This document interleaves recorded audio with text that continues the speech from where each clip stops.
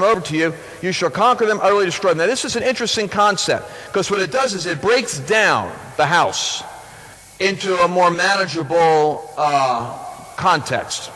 So for instance, if I wanted to go to any nation, not a Christian nation, any nation, and I wanted to look at how a nation is formed, do you know all I've got to do is take a look at these 7 spheres of influence. I'm going to suggest to you that these 7 spheres would be a good parallel for these 7 nations, because they represent collectively how culture is formed in a city. It could be London. Nations, primarily 80% of nations is made up of their cities. This is the new revelation I'm getting. So basically you could almost say a city is how the nation is formed. You think of England or UK, you're going to think of London. You think of the US, you're going to think of Los Angeles for Hollywood, the media. You're going to think of Washington, D.C. for government. You're going to think of New York with Wall Street for finance. And those are the spheres that pretty much shape American culture. So we've got the religion sphere over here. The religion sphere is where the church is located. Of course, that's if you're in a nation that tolerates Christianity. But if you're in a Buddhist nation or a communist nation or a Muslim nation, you're going to have a different religion dominating. These are called mind molders. These are the mind molders that shape nations. In the year 2000, I talked to Lauren Cunningham about this idea of these mind molders, and I was shocked when I first heard him, because I got saved under Bill Bright's ministry as like a campus crusader, evangelical, and then I got kind of mentored by Pentecostals in a home meeting, which introduced me to the charismatic movement. Then I kind of connected with like Derek Prince and got exposed to spiritual warfare stuff. But before that, I was raised Episcopalian by my father, but I got my introduction to Jesus through my Catholic mother. It was at a full gospel businessmen's meeting during the charismatic phase of my life that I ran into a missionary from Israel who said, you need to talk to your father because God's going to use you to influence your people. And I said, would that be Episcopalians? And because I really didn't have any relationship with him at that point. And he said, no, Jewish people. And so I asked my dad, what's the deal with the Jewish people? And he was shocked because he had hidden that from me my whole life. And then he proceeded to open up his side of the family, which was Jewish. But by then I was hanging out with apostolic prophetic people and planting a church which was a faith church in Philadelphia. So I'm a walking ecumenical movement when it comes to all the streams that I could possibly run into that are in the kingdom.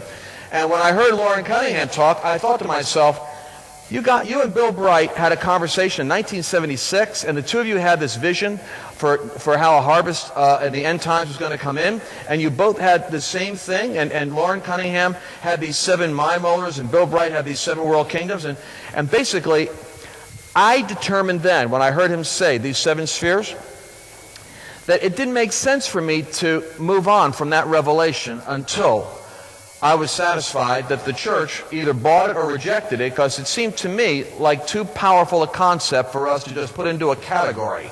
Like, well, let's just get our tape series on 7 mountains. So if you've ever heard anything about mountains, that's my language. That's the one I started, and I'm working with spheres now, because spheres is another way of talking about mountains. But here's the hectic part. Thank you, Greg. You're always, let's fire these. They serve us well, but sorry, that was the old move. Yeah. The religion mountains, the mind molder, and this is like since 1970. Nobody's talking about this. So since the year 2000, I've been hammering on this thing. The religion, the church mountain, the church. I left these other spheres to go here because I thought this was the breakthrough mountain. I thought if only I could get the Spirit of God in a revival sufficient in this, my church. I pastored for 20 years based on this model of misunderstanding. I left the business mountain over here, and which was an interesting place because I was a businessman in all places. I was working in the oil industry in Babylon, New York. So I literally came from Babylon into the kingdom. And so I was in Babylon, New York, and I'm walking the corridors of Babylon like a Daniel in the oil industry. And I'm praying in the Spirit. I was taking over all kinds of, we were having incredible moves of the Spirit. And I didn't realize back then, I was praying the whole time, Lord, I want your perfect will in ministry, which meant get me out of this place. And I'm hanging around in Babylon doing oil business consulting, but I learned how to do a move of God. I learned how to access revelation knowledge to lead businesses. I learned how to take over physical corporate offices. And none of the stuff I experienced then I thought would be ever relevant to anyone, because my paradigm was change happens through revival in the church, not through believers in the workplace. So I've come full circle. We'll talk about how do you make this practical in that mountain over there. But anyway, so the church over here, this is the business mountain, religion mountain. Business mountain is where finance, I'm going to put technology over there, new innovations that become viral. So business is shaping the world, advertising shapes the world. Then you got the family mountain over here. It doesn't matter what religion is in the neighborhood. If you're a father and a mother who are believers, you can raise your kids to believe in Jesus, no matter what nation you're in. But then you got to watch, because the education system will get a hold of their little heads and start to feed them whatever theology and ideas, are going to be kind of like invading their space as kids. And I've noticed, like in the front page of your paper, how you guys have sex education now going on, the big debate about, teaching kids about same-sex marriage. It's like, that's there. It's, in other words, the enemy is already knowing how to penetrate these systems, because I can go into any country and tell you the corporate culture of that nation is whoever's occupying the high places in those mountains. That's my punchline, but I'm going to go back and slowly build to it. Government over here, we're praying for government a little while ago. Why? Because government has the law and it has the military muscle to kind of like back up what those laws are. Then we got media, which is a great propaganda mechanism of worldviews. We got the arts mountain, which is the only mountain that actually exists for men's refreshment. It's not driven by necessity. You don't have to have an arts mountain, which is why I'm leaving it separate from media, because there's a lot of pressure on me to collapse these two and join them. But you see, the arts exists. It's like a Sabbath. It exists purely for celebration and refreshment. There's no necessity to go see Lion King. I mean, there's a business there for somebody in the play industry, but the fact is I loved seeing it the other night. It was a play. This arts business exists on its own. It's the only one that kind of isn't a necessity. So there you've got those 7 spheres. I would challenge you, if you got science and technology there, these 7 spheres, this pretty much, I can go into any country and decode the culture of the nation by what the influencers are that are in those spheres. And to put it even more succinctly, I got a friend of mine who was the #1 branding consultant for Tommy Hilfiger. He can go into your kids' closets. He can look at the music they listen to, the posters on the wall, the clothing that they wear, the games they play, and pretty much looking at what kind of games they play, look at the music they listen to, look at the clothing they got. He will tell you the top 5 global Madison Avenue entrepreneurs who have already discipled your children. He knows them. He knows them, and they're wealthy. And they somehow discipled the next generation before we even got on the scene. You know why? Because these mind molders get into your mind, and they shape you.